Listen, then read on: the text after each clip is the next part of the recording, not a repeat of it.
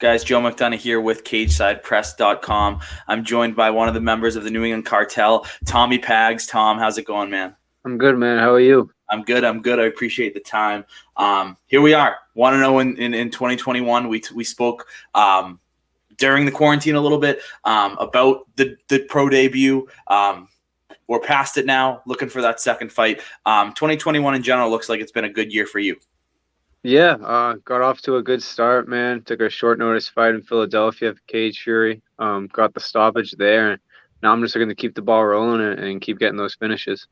And does it excite you even more this time because it is in Massachusetts, because it's CES 1, which is probably New England's premier promotion with Cage Titans, and it's home for you. Yeah, definitely, man. It's actually the first time I fought in Massachusetts, so yeah, I'm looking forward to it. I'm looking forward to put a show on for the home crowd, all my fans and friends and family, and just doing my thing in there. And I've at all the CES shows I've been to, I've never seen a crowd crazier for John Gotti or Dennis Paiva. I'm kind of expecting big things here for yourself. Yeah, man, I plan on matching that energy for sure.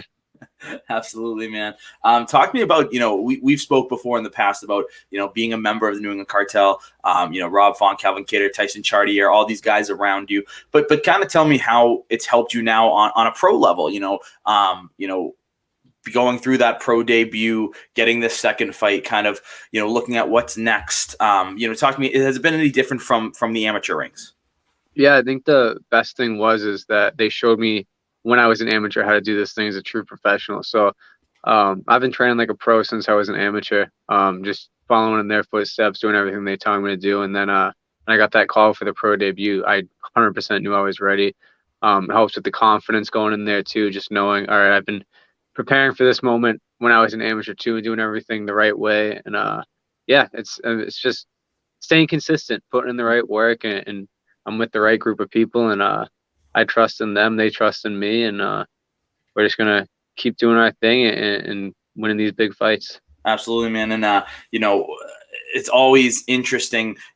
I love asking about an amateur career with a fighter who's had a nice, I think you were 5-1, maybe 6-1 in your amateur career, a good, 6-7 fight career. Because a lot of times today we see just one fight, two fights, sometimes 0 fights, and we just go pro. How much did that amateur career help you? Especially in the sense of what you just talked about, where you kind of have felt like you've been a pro for years at this point. Yeah, I think the amateurs are super important. Never really been in a fist fight before, and with a trained fighter, I think you should hop in the amateur cage before you go pro. I took a loss my amateur career, my second fight, and I think it's the best thing that ever happened to me. It showed me you're not invincible. It made me never want to feel that way again, and it just lit a fire in me. And learning how to deal with that early on, learning how to deal with the loss. You got to treat the wins and the losses the same. Enjoy the win a little bit, but don't go too crazy and don't dwell too hard on the loss. If you let a loss destroy you, it can tank your career. So kind of just learn how to deal with both of them and manage all the feelings, the emotions, and then just progress my skill set. And meeting Rob during my amateur career helped with that a ton. And then yeah, just like I said, building that confidence to go pro. You know what I mean? If you have that confidence through your amateur career, it helps all that much more when you go pro. And talk about the immense confidence you must have in training with a guy like Rob Font, Calvin Kattar, all the other greats in New England when we, when everyone goes over to Lozon's on Saturdays and everything. Just talk to me about kind of having that confidence of sparring and training with these guys. And, if you can give Rob Font a good Saturday sparring session, are you really that afraid of the regional guy you're going to fight next? Yeah, man.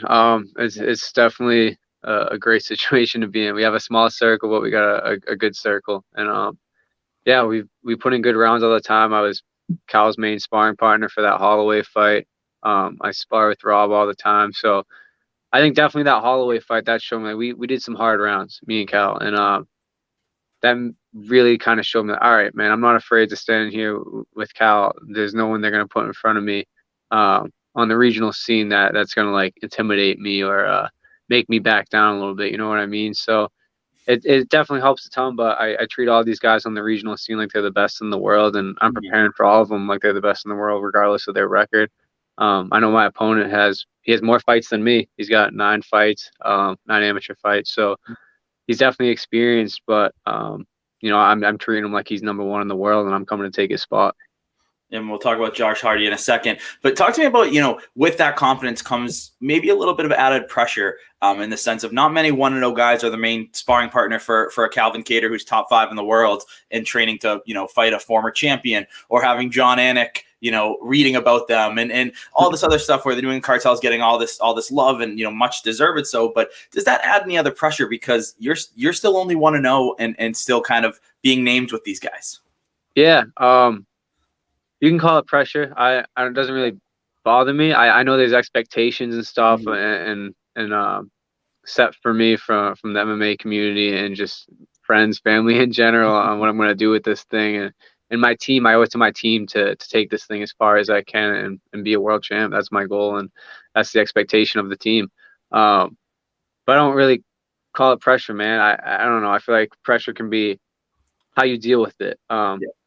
I don't ever like get in the cage and feel nervous because there's pressure on me, or backstage. Oh, what if I lose to this guy? There's all this pressure on me. I don't really get those thoughts. It's kind of just motivates me more in the gym. Because I do have expectations to meet, not for anyone. For me, I tell myself it's for me. You know what I mean? Those expectations I got to meet for myself. And that takes away all the other crap, the pressure you can call it, of everyone else. I'm at the end of the day, I got into this for me, and I got to do it for me.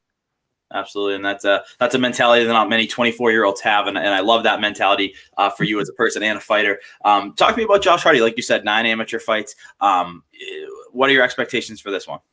I'm planning to go in there and get a finish, man. First, second round, whatever it is. I'm gonna stay patient, do my thing like I did my last fight, and I'll find a hole eventually, and I'm gonna put him away. Like I said, he's coming off a 9-fight amateur career, but he's never fought anyone like me. I know that's for sure.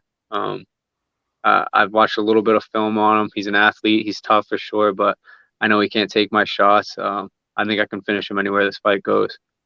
Awesome, man. So let's say fight goes your way, 2-0, 2 big finishes.